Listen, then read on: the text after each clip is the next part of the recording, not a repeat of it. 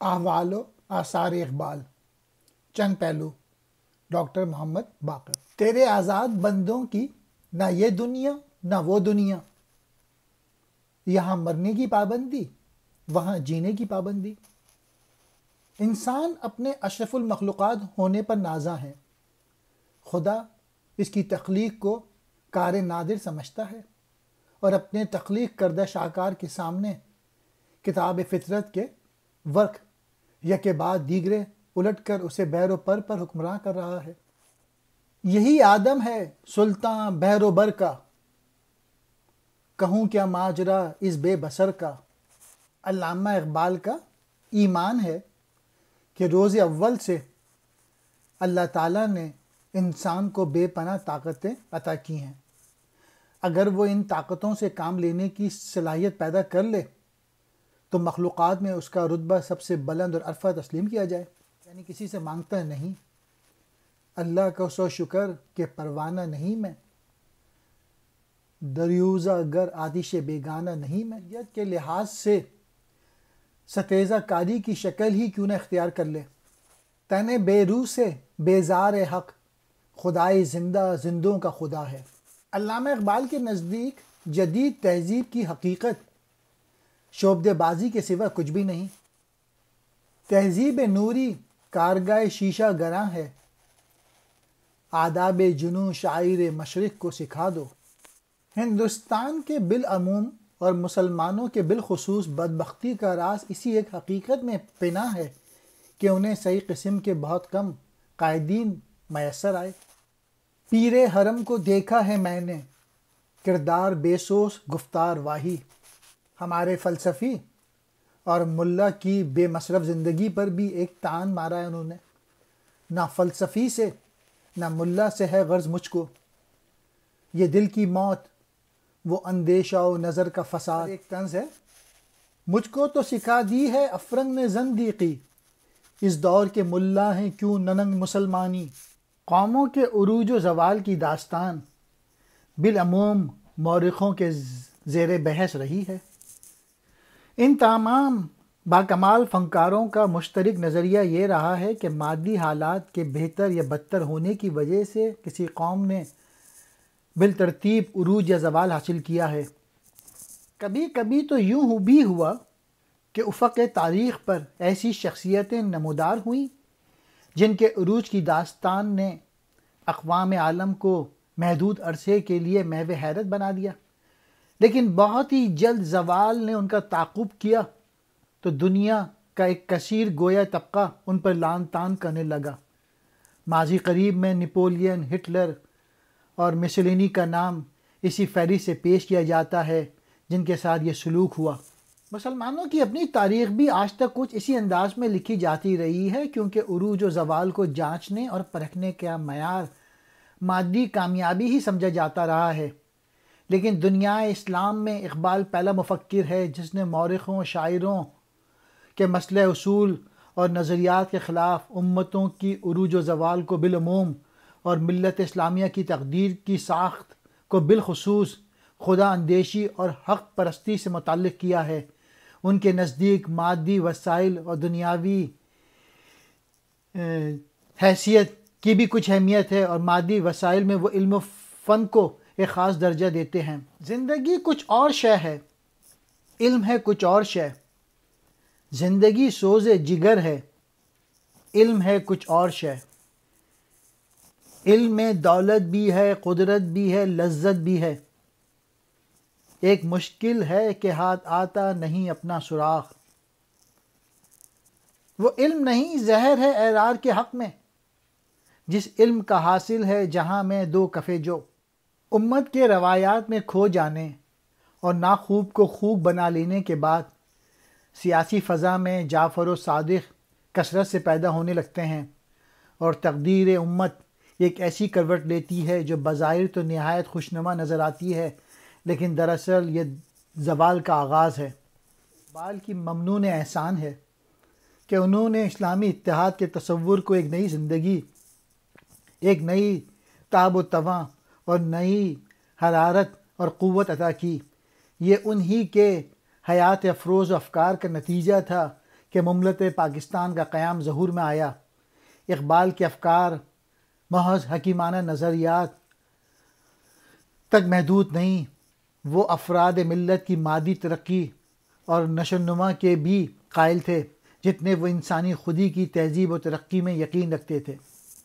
ایرانی گول میں اس کانفرنس میں شرکت کے لیے علامہ اقبال نے یورپ روانہ ہونے سے پہلے 17 اکتوبر کو جو بیان دیا اس میں کہا، میں سمجھتا ہوں کہ میں اس سے بہتر اور کچھ نہیں کہہ سکتا کہ مسلمانوں کو قرآن کریم کے بیان کردہ اصول عمل یاد دلاؤں۔ مسلمانوں کے لیے جائے پناہ صرف قرآن کریم ہے۔ زمانے کے ساتھ ضرور چلنا چاہیے، لیکن اپنے دامن کو اس کے بد اثرات سے آلودہ نہ ہونے دو۔ میں اس گھر کو 100,000 تحسین کے قابل سمجھتا ہوں جس گھر سے الصبح تلاوت قرآن مجید کی آواز آئے۔ کلام مجید کو صرف مطالعہ ہی نہ کیا کرو بلکہ اسے سمجھنے اور اس پہ عمل کرنے کی کوشش کرو۔ فروری 1938۔ سید سلمان ندوی کو لکھتے ہیں، اس وقت مذہبی اعتبار سے دنیا اسلام کو رہنمائی کی سخت ضرورت ہے۔ سیاسی اعتبار سے تو ہم باقی اقوام اسلامیہ کو ایسی کوئی مدد نہیں دے سکتے، البتہ دماغی اعتبار سے ان کے لیے بہت کچھ کیا جا سکتا ہے۔ اقبال نامہ۔ اسلام اس وقت زمانے کی کسوٹی پر کسا جا رہا ہے اور شاید تاریخ اسلام میں اس سے پہلے ایسا وقت کبھی نہیں آیا۔ علامہ اقبال 2 حیثیتوں سے دنیا سے روشناس ہوا، ایک بحیثیت شاعر جس پر وہ فخر نہیں کرتا، دوسرا بحیثیت مفکر اسلام جس پر اسے بجا طور پہ ناز ہے۔ مومنوں نے یقیناً فلاح پائی ہے جو اپنی نماز میں خشوع اختیار کرتے ہیں، لغویات سے دور رہتے ہیں، جو زکوٰۃ ادا کیا کرتے ہیں، اپنی شرمگاہوں کی حفاظت کرتے ہیں، اپنی امانتوں، اپنے عہد و بیان کا پاس رکھتے ہیں اور اپنی نمازوں کی پابندی کرتے ہیں۔ کی صفت نہیں رکھتا وہ ایمان نہیں رکھتا، اور جو دین کا پاس نہیں کرتا وہ دین نہیں رکھتا۔ بتوں سے تجھ کو امیدیں، خدا سے نومیدی، مجھے بتا تو صحیح اور کافری کیا ہے۔ یعنی وہ نماز کے لیے کھڑا ہوتا ہے تو جلال الہی کا مظہر ہوتا ہے، اور سجدے میں گرتا ہے تو اطاعت خدا کے انوار سے کائنات کو منور کرتا ہے۔ اگر تم مومن ہو تو غالب رہو گے۔ آل عمران۔ علامہ اقبال جبلی طور پر بڑے نرم دل کے انسان تھے۔ ڈاکٹر صاحب کے فلسفے و فکر پہ بہت کچھ لکھا جائے گا، لیکن ان کی انسان دوستی اور عظمت و وقار سے محبت کے متعلق ابھی تک کافی مواد فراہم نہیں کیا گیا ہے۔ وہ ایک دردمند انسان تھے جنہوں نے آدمیت کے اس عظیم اصول کو ساری عمر اپنائے رکھا کہ آدمی کا احترام کرنا ایک بہت بڑا انسانی وصف ہے۔ The secret of religion lies in uttering truth and eating permissibles and concentrating on God in privacy and in company. In the way of religion, he is firm with the hardness of a diamond. Fasten your heart on God and live with conviction. To respect human is humanity. Know the place of humans. And to guard yourselves against all sorts of injustice. Again, Muslim ethics and moralities as stated in the Holy Quran embrace the consideration of all those moral excellences known to any advanced civilization, such as sincerity, honesty, humility, justice, patience, sincerity, forwardness, keeping a promise, chastity, politeness, forgiveness, goodness, courage, sympathy, and other moral rules of conduct. And Iqbal has preached all this, drawing largely from the Holy Quran and teachings of Holy Prophet, although he has not discussed the issue in a consolidated manner in any one of his discourses or poem.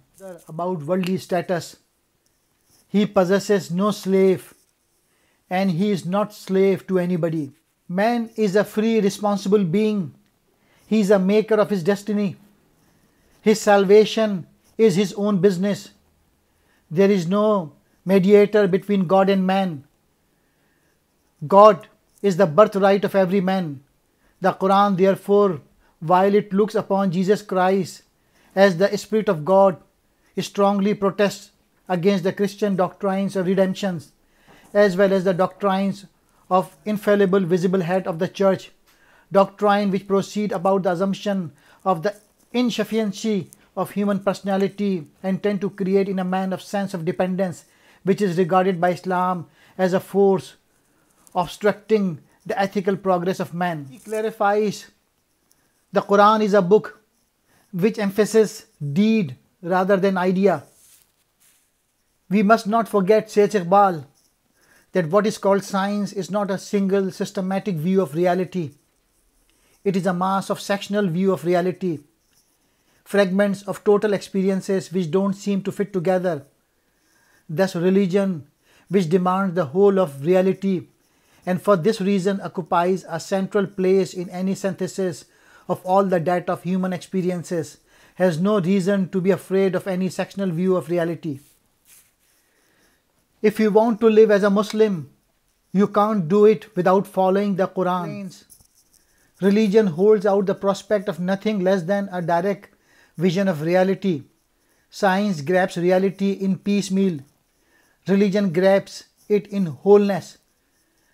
One fixes its gaze on the eternal and the other on the temporal aspects of reality.